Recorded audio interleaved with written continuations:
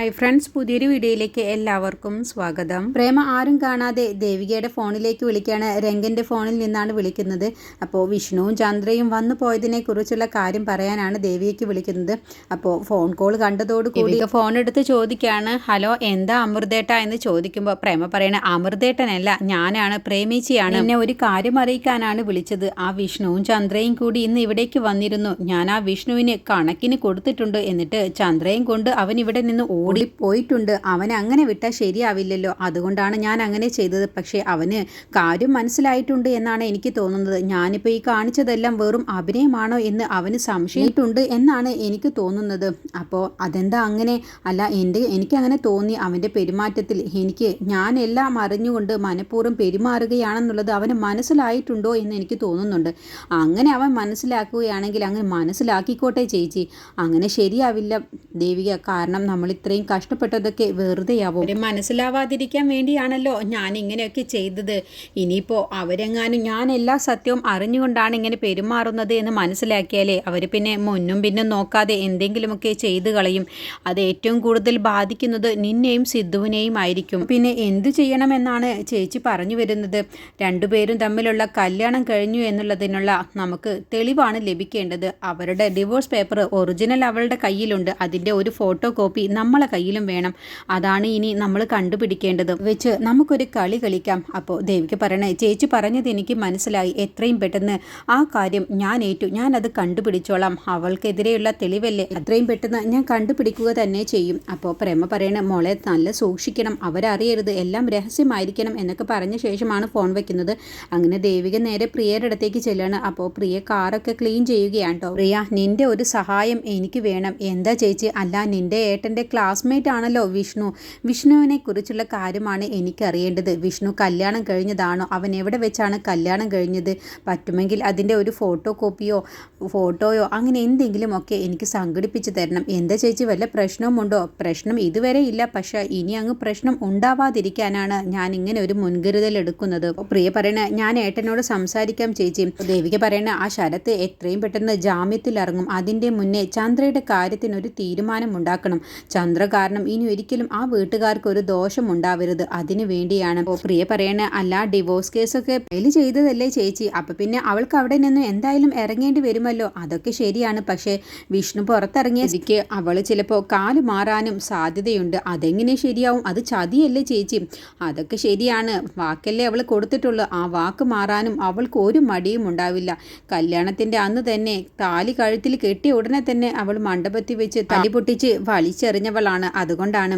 അല്ല ചേച്ചി, എനിക്കൊരു സംശയം. ഇതിപ്പോൾ വിഷ്ണു പുറത്തിറങ്ങിയതും ചന്ദ്രയുടെ ഡിവോഴ്സ് കേസും ഇതൊക്കെ തമ്മിൽ എന്തോ ഒരു ബന്ധമുള്ളതുപോലെ. അല്ല, ചേച്ചിക്കിപ്പോൾ ഇങ്ങനെയൊക്കെ തോന്നാൻ എന്താണ് കാരണം? അപ്പോൾ പെട്ടെന്ന് ദേവിക അങ്ങ് പതറുകയാണ്. അതൊന്നുമില്ല, എനിക്കങ്ങനെ മനസ്സിലേക്ക് തോന്നിയതാണ്. എനിക്കങ്ങനെ എന്തെങ്കിലും തോന്നിയിട്ടുണ്ടെങ്കിൽ അതിലെന്തെങ്കിലും ഒരു കാര്യമുണ്ടാവും. അതുകൊണ്ടാണ് ഞാനിത് അന്വേഷിക്കാൻ വേണ്ടി പറഞ്ഞത്. അല്ല, വിഷ്ണുവിൻ്റെ വിവാഹത്തെക്കുറിച്ച് അന്വേഷിക്കലും ചന്ദ്രയുടെ ഡിവോഴ്സും തമ്മിൽ എനിക്കൊന്നും മനസ്സിലാകുന്നില്ല.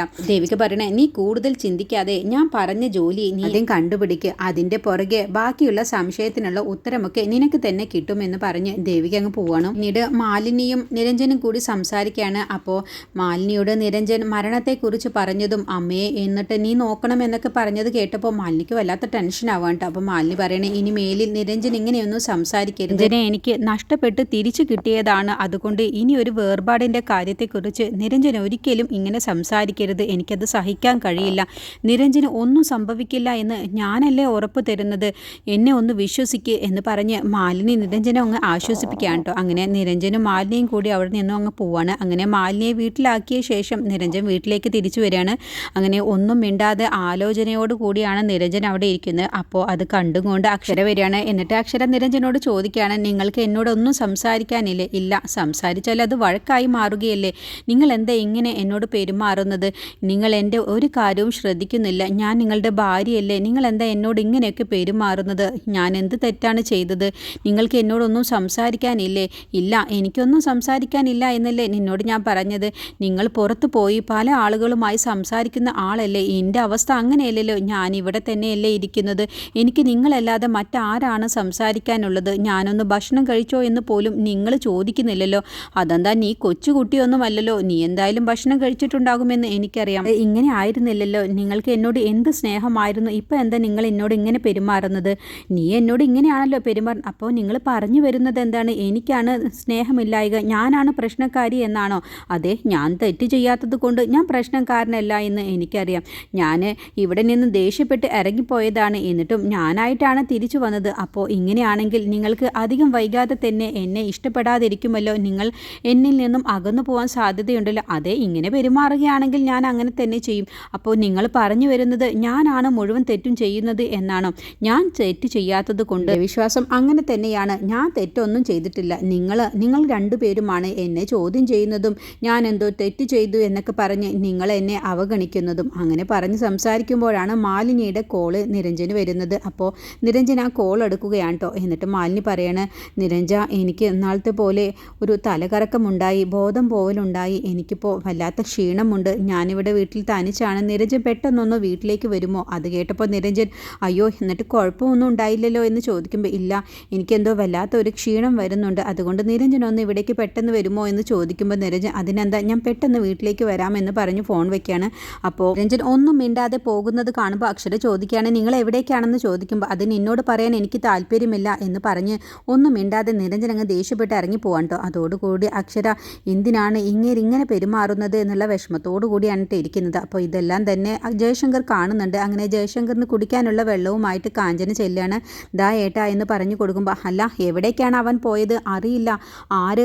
നിരഞ്ജനെയാണോ ഉദ്ദേശിച്ചത്? അറിയില്ല ഏട്ടാ, ഞാൻ കണ്ടില്ല എന്ന് പറയുമ്പോൾ, അതിന് ആവശ്യമുള്ളതൊന്നും നീ കാണില്ലല്ലോ, എന്തിനാണ് എന്നോട് വെറുതെ ദേഷ്യപ്പെടുന്നത്? ജയശങ്കർ പറയണ, അവൻ അവിടേക്ക് തന്നെ ആയിരിക്കും പോയിട്ടുണ്ടാവുക, ആ മാലിനിയുടെ അടുത്തേക്ക്. അപ്പോൾ കാഞ്ചന പറയാം, അതെ, ഈ നേരത്ത് അവിടേക്ക് തന്നെ ആവും പോയിട്ടുണ്ടാവുക. ഏട്ടൻ എന്താണ് ചെയ്യേണ്ടത് എന്നോ? കുറച്ച് ആളുകളെ കൂട്ടിയിട്ട് അവളുടെ വീട്ടിലേക്ക് ചെല്ലണം, എന്നിട്ട് രണ്ടുപേരെയും കൈയോടെ പിടിക്കണം, എന്നിട്ട് അവരെ നാറ്റിക്കണം, അതാണ് ചെയ്യേണ്ടത്.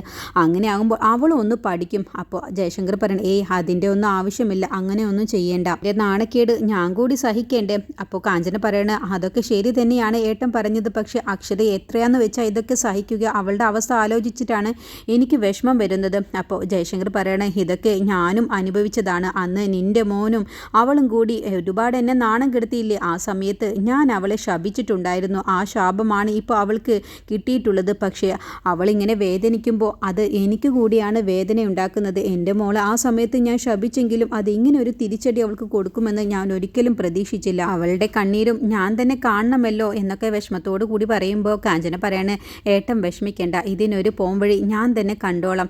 നീ എങ്ങനെ കാണാനാണ്? ചില കാര്യങ്ങളൊക്കെ പെണ്ണുങ്ങൾ വിചാരിച്ചാലും നടക്കും ഏട്ടാ. അതുകൊണ്ട് ഞാനൊരു കാര്യം തീരുമാനിച്ചിട്ടുണ്ട്. നീ എന്താ ഉദ്ദേശിക്കുന്നത്? അതൊക്കെ ഉണ്ട് എന്ന് പറഞ്ഞ് കാഞ്ചന നേരെ അക്ഷരയുടെ അടുത്തേക്ക് ചെല്ലണം. ഞാനും നിൻ്റെ ഡാഡിയും കൂടി നിൻ്റെ കാര്യങ്ങളാണ് സംസാരിച്ചത്. ഡാഡിക്കിപ്പോൾ എൻ്റെ കാര്യങ്ങൾ സംസാരിക്കാൻ ഡാഡി തന്നെയല്ലേ ഈ വിവാഹങ്ങളൊക്കെ നടത്തി തന്നത്. അന്ന് എന്നോട് പറഞ്ഞത് സൽഗുണ സമ്പന്നനാണെന്നാണ്. ഇപ്പോൾ കണ്ടില്ലേ അയാളുടെ യഥാർത്ഥ സ്വഭാവം. മോളെ, മനഃപൂർവ്വമല്ല നിൻ്റെ ഡാഡി ഇങ്ങനെയൊന്നും ചെയ്തത്. നിരഞ്ജൻ നല്ല സ്വഭാവമുള്ളവൻ തന്നെയായിരുന്നു. ഇപ്പോൾ ഒരു സ്ത്രീ കാരണമല്ലേ ഇങ്ങനെയൊക്കെ സംഭവിച്ചത്.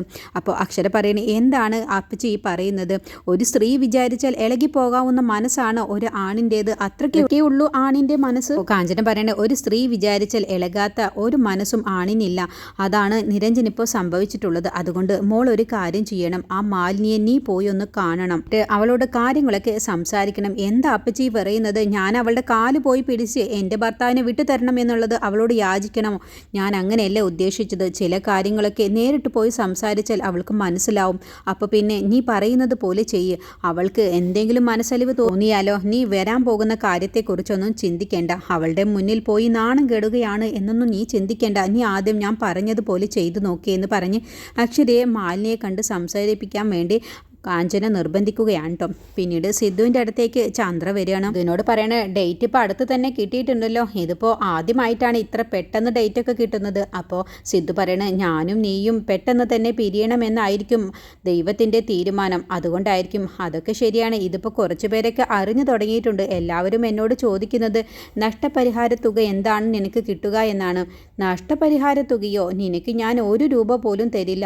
നിനക്ക് നഷ്ടപരിഹാര തുക ചോദിക്കാനുള്ള ഒരു ഒരു അർഹതയുമില്ല. പിന്നെ നീ എന്നോട് വിഷ്ണുവിനെ പുറത്തിറക്കാനാണ് പറഞ്ഞത്. അത് ഞാൻ നിനക്ക് ചെയ്തു തന്നല്ലോ. അത് തന്നെയാണ് ഞാൻ തരുന്ന നിനക്കുള്ള നഷ്ടപരിഹാര തുക. എൻ്റെ കയ്യിൽ നിന്നും ഒരു ചില്ലി കാശ് പോലും കിട്ടുമെന്ന് നീ പ്രതീക്ഷിക്കേണ്ട. അതും മനസ്സിലിട്ടുകൊണ്ട് നീ കോടതിയിലേക്ക് വരാനും നിൽക്കണ്ട. എന്നിട്ട് നീ അവിടെ വെച്ച് പ്രശ്നമുണ്ടാക്കി ഡിവോഴ്സിൽ നിന്ന് മാറാനാണ് നിന്റെ ഉദ്ദേശമെങ്കിൽ അതും നടക്കാൻ പോകുന്നില്ല. പിന്നെ ഞാൻ എൻ്റെ വഴിക്ക് ഞാൻ നോക്കും എന്ന് പറയട്ടോ. അങ്ങനെ ചന്ദ്ര പറയണേ, അങ്ങനെ വഴക്കുണ്ടാക്കിയിട്ട് അങ്ങ് പോയാൽ എങ്ങനെയാണ് ശരിയാവുക? എനിക്ക് എന്തെങ്കിലും കിട്ടണ്ടേ? ഞാൻ എങ്ങനെ വെറും കൈയോടെ ഇവിടെ നിന്നും ഇറങ്ങിപ്പോവുക? എനിക്ക് സിദ്ധുവേട്ടൻ കാരണമല്ലേ എൻ്റെ ജീവിതമാകെ നഷ്ടപ്പെട്ടു പോകാൻ പോകുന്നത്. അപ്പോൾ പിന്നെ എനിക്ക് പിന്നെ കിട്ടാനുള്ളത് കിട്ടേണ്ടത്. നിനക്ക് 1 രൂപ പോലും ഞാൻ തരില്ല. നീ മനസ്സിൽ കുറിച്ചിട്ടോ. അല്ലാതെ നീ മനസ്സിൽ പല മോഹങ്ങളുമായിട്ട് നീ കോടതിയിലേക്ക് വന്നിട്ടുണ്ടെങ്കിൽ, അവിടെ പ്രശ്നം ഉണ്ടാക്കിയിട്ടുണ്ടെങ്കിൽ പിന്നെ എന്ത് ചെയ്യണം എന്നുള്ളത് എനിക്കറിയാം എന്നും പറഞ്ഞ് സിദ്ധു അങ്ങ് പോവുകയാണ് കേട്ടോ. അപ്പോൾ സിദ്ധു പറയുന്നുണ്ട്, നിന്നോടിപ്പോൾ കാശ് ചോദിക്കാനൊക്കെ പറഞ്ഞു തന്നിട്ടുണ്ടാവും ആ വിഷ്ണു ആയിരിക്കും. പക്ഷെ നിന്റെ മോഹമൊന്നും ഒരിക്കലും നടക്കാൻ പോകുന്നില്ല എന്ന് പറഞ്ഞ് ദേഷ്യപ്പെട്ടാണ് സിദ്ധു പോകുന്നത്. അപ്പോൾ സിദ്ധു പോകുന്നത് പ്രേമ കാണാൻ കേട്ടോ. അങ്ങനെ പ്രേമ ചന്ദ്രയുടെ അടുത്തേക്ക് ചെല്ലാണ്. എന്തിനാണ് സിദ്ധു നിന്നോട് ദേഷ്യപ്പെട്ടത്? സിദ്ധുവും തമ്മിൽ എന്ത് രഹസ്യമാണ് പറഞ്ഞത്? അത് കേട്ടപ്പോൾ ചന്ദ്ര പറയണം, അതിനെന്തിനാ, നിങ്ങൾ അറിയേണ്ട കാര്യം എന്താണ് എന്നങ്ങ് ചോദിച്ചതോടുകൂടി പ്രേമ കാരണം നോക്കി ഒന്നങ്ങ് പൊട്ടിക്കാണ്. നിങ്ങളിപ്പോൾ എന്തിനാണ് എന്നെ അടിച്ചത് എന്ന് ചോദിക്കുമ്പോൾ ഞാൻ ചോദിച്ചതിന് തർക്കുത്തരം പറയുന്നു. ഞാൻ നിന്നെക്കാളും മൂത്തതല്ലേ, എന്നിട്ടാണോടി നീ എന്നോട് തർക്കുത്തരം പറയുന്നത്? അതിരിക്കട്ടെ, എന്തിനാണ് സിദ്ധു എന്നോട് ദേഷ്യപ്പെട്ടത്? അത് പിന്നെ എന്നങ്ങ് പറയുമ്പോൾ ഞാനെല്ലാം കേട്ടു. നീ എന്തിനാണ് സിദ്ധുവിനോട് നഷ്ടപരിഹാര തുക ചോദിച്ചത്? ശരിക്കും നീയല്ലേടി സിദ്ധുവിന് നഷ്ടപരിഹാര തുക കൊടുക്കേണ്ടത്? നീ സിദ്ധുവിനെയും ഈ വീട്ടുകാരെയും എന്തുമാത്രം അധികം ബുദ്ധിമുട്ടിച്ചു, എന്നിട്ട് നീ നഷ്ടപരിഹാര തുക ചോദിക്കുന്നോടി എന്ന് ചോദിച്ചപ്പോൾ എന്താ പറയണേ, അതിനെ ഓർമ്മയും ബുദ്ധിയും ഇല്ലാത്തവരൊന്നും ഇതിൽ ഇടപെടേണ്ട. ഞാനും സിദ്ധുവേട്ടനും തമ്മിലുള്ള പ്രശ്നം ഞങ്ങൾ തന്നെ തീർത്തോളാം എന്ന് പറഞ്ഞ ഉടനെ തന്നെ പ്രേമ കഴുത്തിന് കയറി പിടിക്കുകയാണ്. എന്താടി നീ പറഞ്ഞത്? എനിക്ക് ഓർമ്മയും ബുദ്ധിയും ഇല്ല എന്നോ? നീ ഒന്ന് കേട്ടോ, എനിക്ക് എല്ലാം ഓർമ്മയുണ്ട്. അത് കേട്ടതോടുകൂടി ചന്ദ്ര അങ്ങ് ഞെട്ടിപ്പോണ്. എന്താ നിങ്ങൾ പറഞ്ഞത്? അതേടി, എനിക്ക് എല്ലാം ഓർമ്മയുണ്ട്. എനിക്ക് ഓർമ്മയുള്ളതൊക്കെ ഞാൻ ഈ വീട്ടിലുള്ളവരോട് പറഞ്ഞാലേ നിന്നെ എല്ലാവരും കൂടി തല്ലിക്കൊല്ലും. അപ്പോൾ ചന്ദ്ര അങ്ങ് പേടിച്ചു പോവാട്ടോ. നിങ്ങളിപ്പോൾ എന്താ പറഞ്ഞത്? നിങ്ങൾക്ക് എല്ലാം ഓർമ്മയുണ്ട് എന്നോ? അപ്പോൾ പെട്ടെന്ന് പ്രേമ അങ്ങ് പറയുകയാണ്. എന്നിട്ട് ചന്ദ്ര പറയണ, അപ്പോൾ നിങ്ങൾക്ക് എല്ലാം ഓർമ്മയുണ്ട് അല്ലേ? എന്നിട്ട് നിങ്ങൾ എൻ്റെ മുന്നിൽ അഭിനയിക്കുകയായിരുന്നു അല്ലേ? നിങ്ങൾക്ക് ഇനി എന്ത് ചെയ്യണം എന്നുള്ളതൊക്കെ എനിക്കറിയും. ഇനി എൻ്റെ ഇഷ്ടത്തിനനുസരിച്ച് എന്തൊക്കെ ചെയ്യണം എന്നുള്ളത് ഞാൻ തീരുമാനിച്ചോളാം എന്ന് പറയട്ടോ. അപ്പോൾ പ്രേമ പെട്ടെന്ന് അങ്ങ് പൊട്ടിച്ചിരിച്ചുകൊണ്ട് പറയാണ്, കൈയടിച്ചുകൊണ്ട് പറയണം, നീ പേടിച്ചു പോയോ? എനിക്കെല്ലാം ഓർമ്മയുണ്ട് എന്ന് പറഞ്ഞപ്പോൾ നിന്റെ നില തെറ്റിപ്പോയല്ലോ. നീ ആകെ പേടിച്ചു പോയല്ലേ? ഇത്രയേ ഉള്ളൂ അല്ലേ നീ? അപ്പോൾ എനിക്കെല്ലാം ഓർമ്മയുണ്ട് എന്ന് നിന്നോട് ഞാൻ വെറുതെ പറഞ്ഞപ്പോൾ തന്നെ നീ ആകെ അങ്ങ് പേടിച്ചു പോയല്ലോ. ഇവിടെ പ്രശ്നങ്ങൾ ഉണ്ടാക്കാതെ പെട്ടെന്ന് തന്നെ ഡിവോഴ്സ് ആയിട്ട് നീ ഇവിടെ നിന്ന് പോവാൻ നോക്കുക. ആ സിദ്ധുവെങ്കിലും രക്ഷപ്പെട്ടോട്ടാ. അതിനെ നിയമം പറയുന്നത് പോലെയാണ് കാര്യങ്ങൾ നടക്കും. നിയമം എന്താണോ പറയുന്നത് അതുപോലെയാണ് കാര്യം നടക്കും. ഡിവോഴ്സ് ആയി കഴിഞ്ഞാൽ സിദ്ധുവേട്ടൻ്റെ വിവാഹം എത്രയും പെട്ടെന്ന് നടക്കും. പക്ഷേ എൻ്റെ കാര്യം അങ്ങനെയല്ല. ഞാനൊരു 2ാം ഘട്ടം ആയതുകൊണ്ട് എന്നെ വിവാഹം കഴിക്കാൻ പെട്ടെന്നൊന്നും ആരും വരില്ല. പ്രേമ പറയണേ, നിന്നെ വിവാഹം കഴിക്കാനേ ഒരുപാട് പേര് വരും. അല്ലെങ്കിൽ ആ വിഷ്ണു തന്നെ വരും. വിഷ്ണുവിനോട് ഞാൻ സംസാരിക്കാം നിന്നെ വിവാഹം കഴിക്കാൻ. അപ്പോൾ ചന്ദ്ര പെട്ടെന്ന് കള്ളനോട്ടം നോക്കാൻ കേട്ടോ. എന്നിട്ട് പറയണേ, അതൊന്നും വേണ്ട, നിങ്ങൾ നിങ്ങളുടെ കാര്യം നോക്കിയാൽ മതി, എൻ്റെ കാര്യം ഞാൻ നോക്കിക്കോളാം. അപ്പോൾ പ്രേമ പറയണേ, ഞാൻ നോക്കുന്നില്ല. പക്ഷേ ഇവിടെ പ്രശ്നങ്ങളൊന്നും ഉണ്ടാക്കാതെ നീ പെട്ടെന്ന് ഡിവോഴ്സ് ആയി പോയാൽ മതി, അത്രമാത്രമാണ് എനിക്ക് വേണ്ടുള്ളൂ എന്നും പറഞ്ഞ് പ്രേമ അകത്ത് പോവാട്ടോ. അപ്പോൾ ചന്ദ്രയാണെങ്കിൽ സംശയത്തോടു കൂടിയാണ് നിൽക്കുന്നത്. വിഷ്ണു പറഞ്ഞതിലും കാര്യമുണ്ടോ? ഇവരെല്ലാം അഭിനയിക്കുകയാണോ? ഇവർ എന്തോ ഒരു ലക്ഷ്യത്തിന് വേണ്ടിയാണോ അഭിനയിക്കുന്നത്? ഇവർക്കെല്ലാം ഓർമ്മയുണ്ടോ എന്നൊക്കെ ഇങ്ങനെ മനസ്സിൽ ചിന്തിച്ചുകൊണ്ടാണ് ചന്ദ്ര നിൽക്കുന്നത്.